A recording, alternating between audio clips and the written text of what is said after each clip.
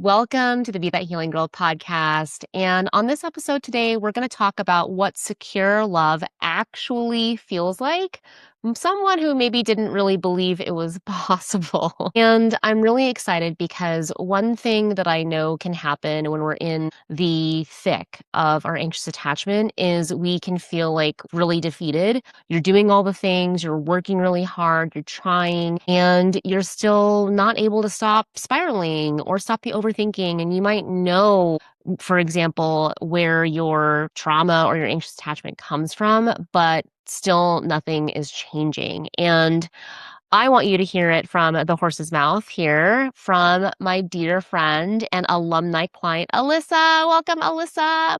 Yay.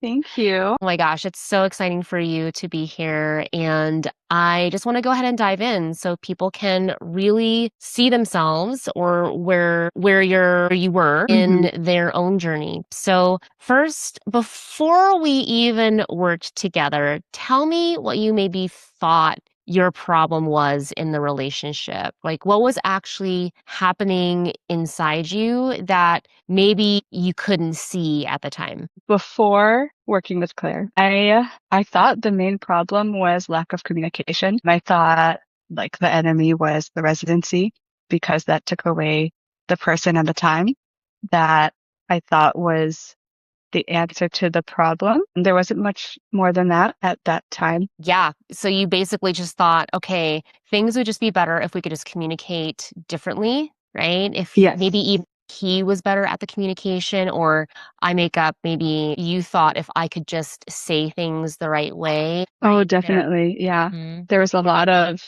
how can I word this the right way so that he will respond a certain way and then that will make me feel good?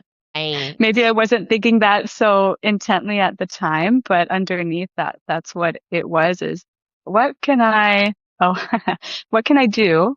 Um, Choosing that word specifically Mhm. to get what I want. And what I thought that was better or increased, more frequent, more lovey-dovey conversations because given the long distance, that was all we had. And so it was a unique situation in that way. Right. And I just love, sharing the residency too, because I think, well, not I think I know that when we first started working together, you came in really feeling like, okay, if first of all, if I could just say the right thing, or he could just be better at communicating, or his job wasn't so demanding, or his school wasn't so demanding, Mm-hmm. things would just be different. Right. Mm-hmm.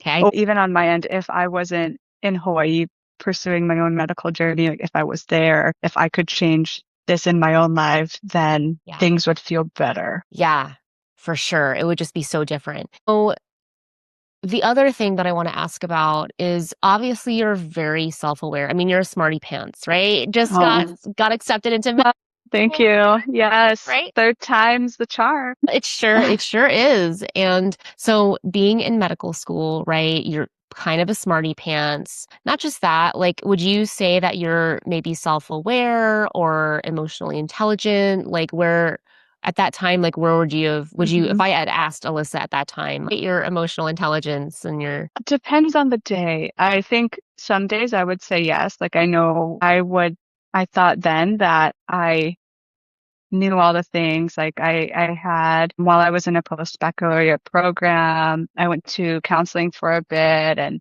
I thought I thought I knew enough, but also I remember, I think like the day before I signed up, I was on my couch curled up in a ball, bawling Mm. my eyes out. So, that was the emotional state. So there was a disconnect there for sure. Yeah, meaning disconnect and like you definitely would say that you've done things, right? You've read, you hmm probably I read books. I was the Instagram girl who saved all the posts and sent them to friends and like read all the things. I am a nerd who loves to learn. Otherwise, I wouldn't be in medicine. And right. so I did my homework at what I thought was homework at the time, just like intaking the knowledge but then there wasn't much action thereafter. Yeah. And I mean, I think the kind of addition to that is I'm sure you thought you were doing what you believed was actually helping, right? That, Well, definitely. but how was it actually keeping you stuck at that point?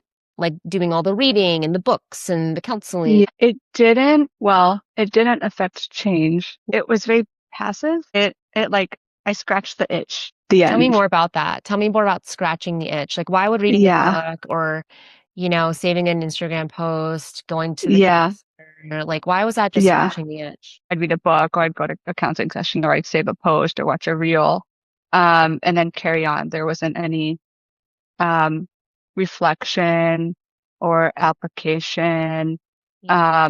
that was consistent, or there wasn't accountability. It's all just Mhm. good information, passively understanding really what was going on in my life. And just with all the different conditioning and unpacking that for me, like personally for me. But also there was accountability, there was action steps, there was, things in between that helped me continue to reframe. It wasn't just a quick, like one and done, you're good now, like carry on with your life. It personal, it was, yeah, it's Well, not there. actionable. Well, yeah, what I'm also Actionable. actionable, yeah. And I think that's one thing. I guess talk to me about, well, you did counseling. And P.S., this is just a Hmm. PSA. I think counseling and therapy is wonderful. In fact, and I mean, you had come to me, there isn't a client that I have that doesn't have experience or long experience with therapy and counseling. And Hmm. I think it's great. And I really see coaching as a bridge. It's very different. And so tell Hmm. me what you noticed from, because you said one and done, and it can kind of feel flat, like you're just kind of venting, but there's Yeah. nothing, no action y- being taken.